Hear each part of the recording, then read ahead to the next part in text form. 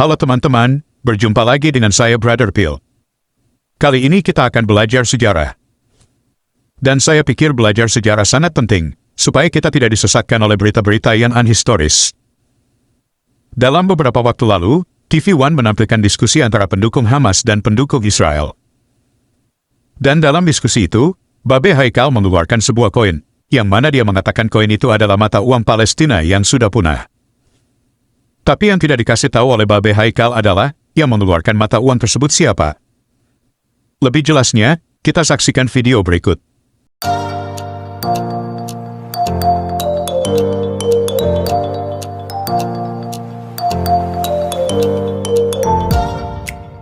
Saya punya koin tahun 1927, digunakan di seluruh Palestina. Ini mata uang Palestina yang sekarang sudah musnah.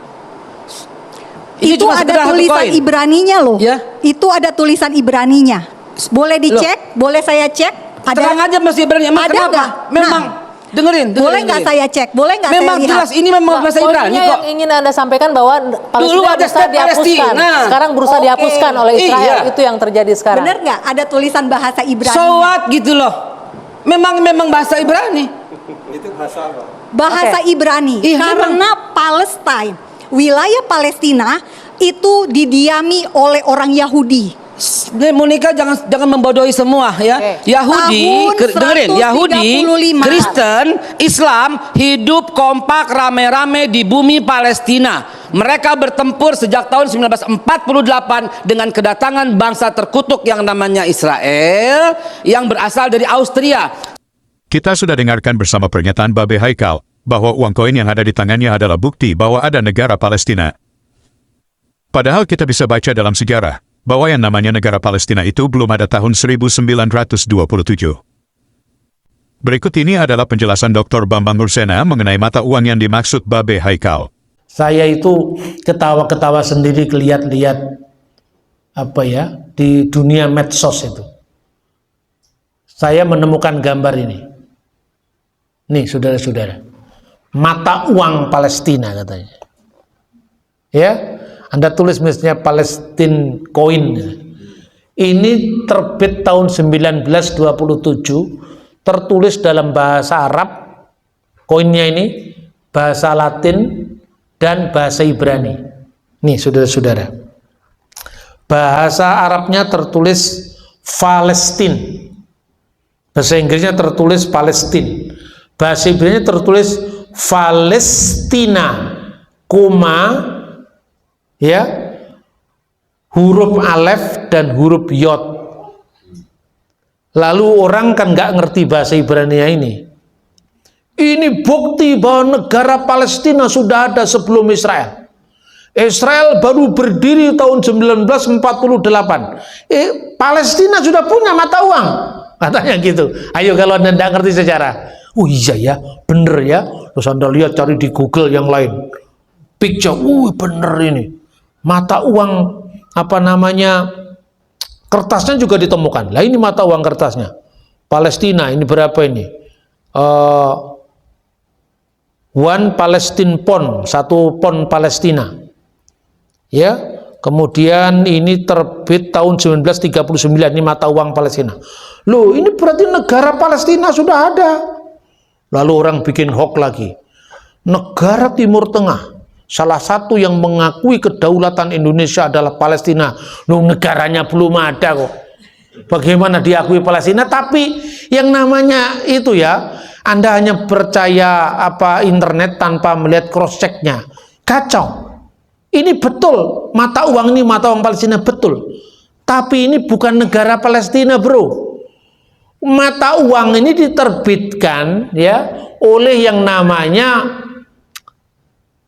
Anglo-Palestine Bank. Anglo-Palestine Bank itu yang mendirikan siapa?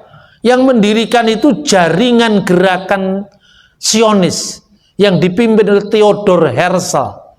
Dan bank ini namanya Anglo-Palestine Bank ini berdiri tahun 1902. Karena apa? Dalam visi kenegaraan yang diimpikan oleh Theodor Herzl, pendiri Sionisme itu, kita harus punya bank. Kita harus menguasai uang. Lalu mereka mendirikan bank dinamakan Anglo-Palestine Bank. Bank itu yang sekarang menjadi Bank Leumi di Israel. Jadi ketika pada saat Perang Dunia Pertama, ya, Inggris menang perang sama Jerman, Turki waktu itu temennya Jerman. Sebagai bangsa yang kalah perang, otomatis kedaulatan wilayahnya dimiliki oleh pemenang perang. Yang menang perang Inggris, lalu lahirlah yang namanya Deklarasi Balfour. Ketika Palestina, tempat yang namanya Palestina, teret Israel itu, di bawah mandat Inggris, inilah mata uang yang berlaku. Yang tanda tangan ya ini adalah orang mandat Inggris juga, ini tertulis di sini. Nah, kemudian yang kedua orang lupa. Ada di situ tertulis Ibraninya itu Palestina. Kemudian koma, alef, yod itu artinya apa? Alef itu eret, yod itu Yisrael. Jadi Palestina, eret Yisrael. Palestina, tanah Israel. Jelas ya? Jadi ini bukan mata uang negara Palestina. Negara Palestina belum ada. Negara Palestina adanya setelah PLO Yasser Arafat, ya, karena apa? Menandatangani perjanjian damai sama Israel, maka muncullah otoritas Palestina. Jadi teman-teman, mata uang yang dimaksud oleh Babe Haikal itu dikeluarkan oleh jaringan gerakan Sionis pada tahun 1902, dan yang berkuasa di wilayah yang namanya Palestina adalah Inggris, yang sudah menang lawan Turki yang bersekutu dengan Jerman. Menurut saya, ini yang membuat ribut adalah karena Inggris memenangkan perang. Coba kalau yang menang perang Turki dan Jerman, apakah mereka tidak dikatakan penjajah?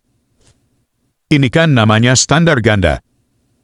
Jadi pelajaran buat kita adalah, jangan asal percaya semua informasi, mau dari siapapun itu, kita harus kritis dengan semua berita yang kita terima, supaya kita tidak disesatkan.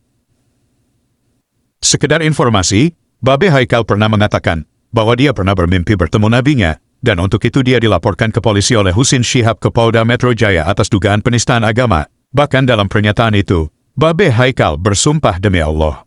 Demi Allah, saya mendengar langsung Rasulullah berkata demikian di telinga saya. Saya tidak tahu, apakah dalam Islam bersumpah dalam nama Allah tapi yang disampaikan itu tidak benar, apa hukumnya? Mungkin kita perlu tanya Ustadz. Dan Babe Haikal ini juga pernah menyatakan bahwa Soekarno suka memenjarakan ulama, dan setelah itu, dia mengklarifikasi dan minta maaf. Jadi kalau kita lihat berita tentang Babe Haikal ini, sudah banyak jejak digitalnya di mana dia mengeluarkan statement yang diragukan kebenarannya. Oke teman-teman, demikian info kita kali ini. Terima kasih untuk dukungan teman-teman. Tuhan berkati.